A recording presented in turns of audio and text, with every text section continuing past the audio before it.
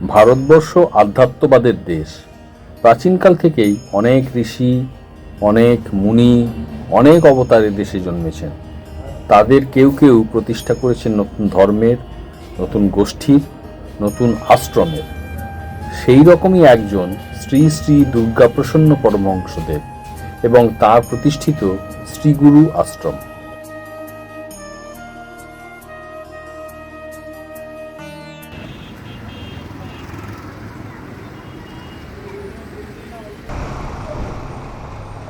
নমস্কার বন্ধুরা, সঙ্গে অফিনে আপনাদের সবাইকে স্বাগত।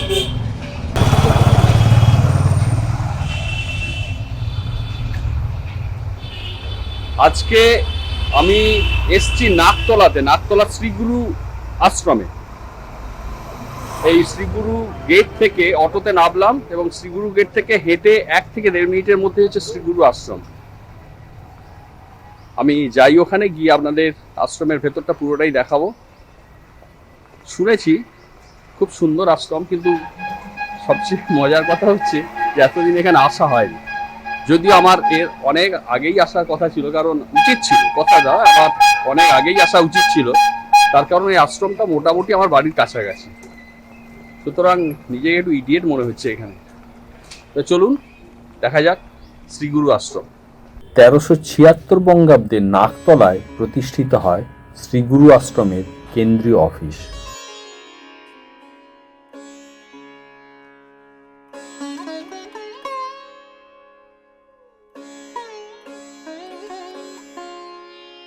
প্রধান গেট দিয়ে ঢুকেই সামনের ফাঁকা চত্বরে গাড়ি রাখার জায়গা আছে। এখানটায় যেসব ভক্তরা গাড়ি নিয়ে আসেন তারা এখানেই গাড়ি রাখতে পারেন।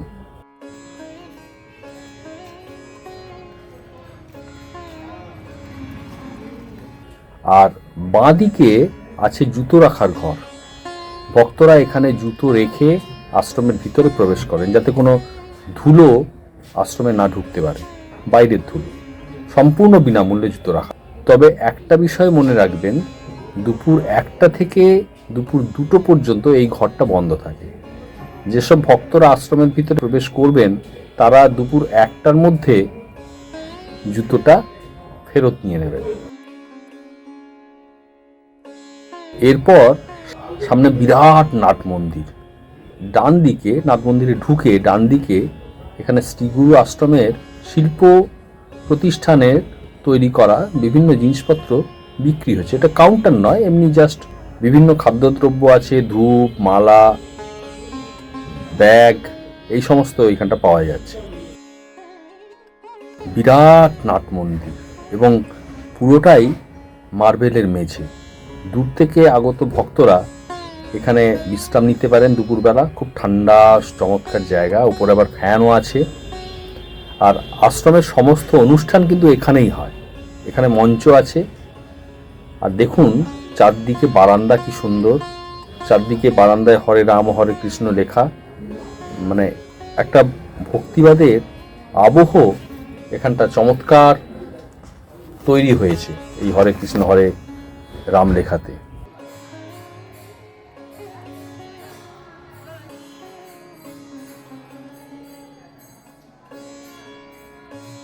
নাট মন্দিরের ডান দিকে আছে ভজন কুটির। এইখানে বছরে 365 দিন 24 ঘন্টায় গুরুদেবের ছবির সামনে কৃষ্ণ নাম জপ হচ্ছে।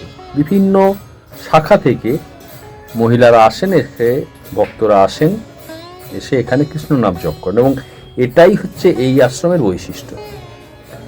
এখানে পাশাপাশি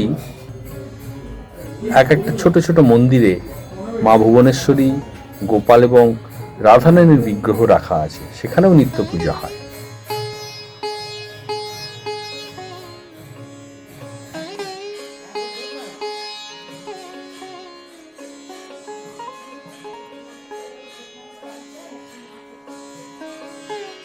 একটু দূরেই আছে পঞ্চবতী, গুরুদেবের নিজের হাতে লাগানো তমাল গাছ।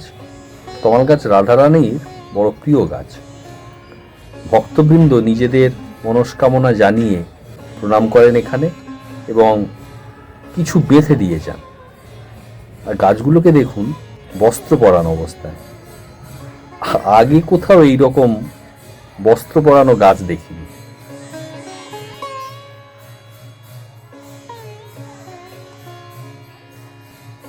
পাশেই রয়েছে আশ্রমের সামগ্রী বিক্রয় কেন্দ্র। এখানে আশ্রম থেকে প্রকাশিত বই, ক্যাসেট, এই যাবতীয় গুরুদেব সম্পর্কে এখানে বিক্রি করা হয়।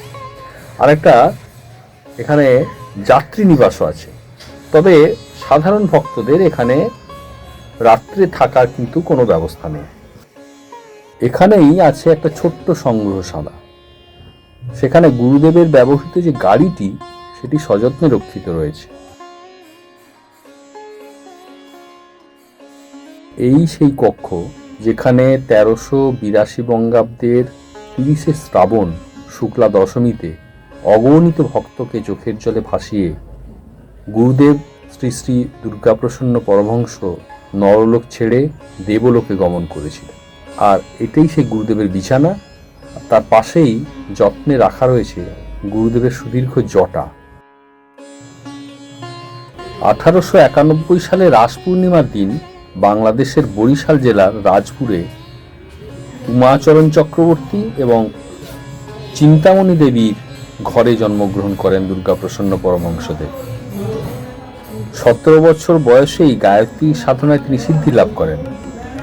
সর্বানন্দ কর্তৃক স্থাপিত কুমিল্লা জেলার মেহের কালীবাড়িতে পঞ্চমুণ্ডির আসনে বসে সাধনায় সিদ্ধি লাভ করেছিলেন। তিনি গুরু হিসেবে পেয়েছিলেন নিগমানন্দ পরমহংসদেবকে।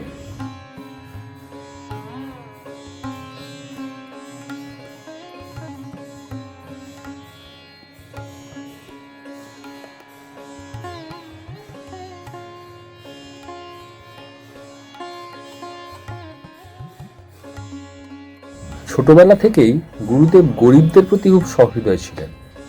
তিনি তার বাবার কাছ থেকে শিখে নিয়েছিলেন গাছগাছড়া থেকে আয়ুর্বেদিক ওষুধ তৈরি করার পদ্ধতি, যা গরিবদের চিকিৎসায় তিনি কাজে লাগিয়েছিলেন। দেশভাগের সময় তিনি কলকাতায় চলে আসেন। এখানে 1352 বঙ্গাব্দের 13ই ভাদ্র প্রতিষ্ঠা করেন শ্রীগুরু আশ্রমের। বর্তমানে শ্রীগুরু আশ্রমের শাখা ভুবনেশ্বর, পুরী, কাশী, বৃন্দাবন, হরিদ্বার এই সব জায়গায় ছড়ানো রয়েছে।